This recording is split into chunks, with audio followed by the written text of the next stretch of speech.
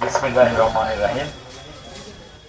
আমাদের ঈশ্বরগঞ্জের সাংস্কৃতিক অঙ্গনের সবাইকে আমি আন্তরিক শুভেচ্ছা এবং ধন্যবাদ জানাই।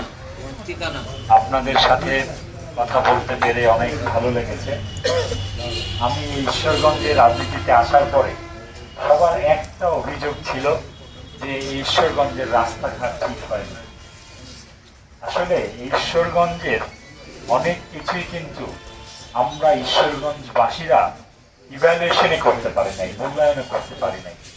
আমার দৃষ্টিতে যে জিনিসটি ধরা পড়েছে, ঈশ্বরগঞ্জের গত 17 বছরে কি ক্ষতি হয়েছে জানেন?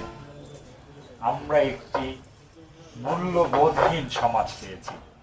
এটা হলো ঈশ্বরগঞ্জের সবচেয়ে বিগেস্ট ক্রাইসিস। এই কারণে এই মূল্যবোধহীন সমাজটাকে কারা আসলে তৈরি করেছে? আমরা রাজনীতিবিদ অবশ্যই দায়ী, আমাদের প্রশাসন এবং আমাদের অনেক মানুষ যারা আমরা না বুঝে তৈরি করেছি।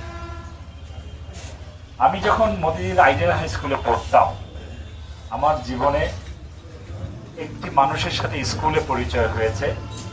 আমার খুব পড়ার অভ্যাস ছিল, এই কারণে আমার হেড স্যার, আমাদের সবাই খুব ভালো স্কুল ছিল মতিঝিল আইডিয়াল হাই স্কুল, তা আমাকে উনি বিশ্ব সাহিত্য কেন্দ্রের বই পড়া কর্মসূচির সাথে যুক্ত করে দেয়। আমি যেটা খুব দুষ্টামি করতাম, স্যারের ধারণা যে আমি যদি বই পড়ি তাহলে আমার হয়তো একটা ডিফারেন্ট এনভায়রনমেন্ট আমি ভিতর দিয়ে যাব।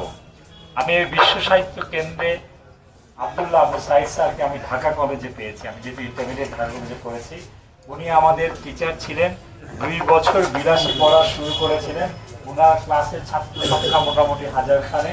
বাংলাদেশের বিভিন্ন প্রান্ত থেকে মানুষ ওনার ক্লাস করতে যেতেন। অসাধারণ একজন শিক্ষকের ব্যাপ্তি কি হতে পারে সেটা আসলে খুব ধারণা নাই। আমি সেই বিশ্ব সাহিত্য কেন্দ্রের বই পড়া কর্মসূচি থেকেই আমি আস্তে আস্তে বাংলা সাহিত্যের অনেক বই পড়েছি। স্পেশালি যখন আমি বঙ্কিমচন্দ্রর বই পড়েছি, কৃষ্ণকান্তের হুইল কপাল কুণ্ডলা, আমার কাছে মনে হয়েছে আমার দাঁত ভেঙে যায়। বাংলাদেশের বাংলা ভাষার মৌলিক জায়গাগুলো চর্যাপদ থেকে কিভাবে বাংলা ব্যাকরণ, কিভাবে এই ধরনের ধ্বনিতত্ত্ব এই পর্যন্ত এসেছে।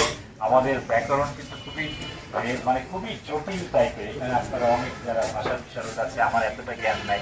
আমরা অপনিহিতি, অভিনিহিতি, অন্তঃস্বরাগম, মধ্যস্বরাগম, এই ধরনের খুবই ধ্বনিতত্ত্ব, এই ধরনের জিনিস কিন্তু আমরা বাংলা ভাষায় পাই। কারণ বাংলা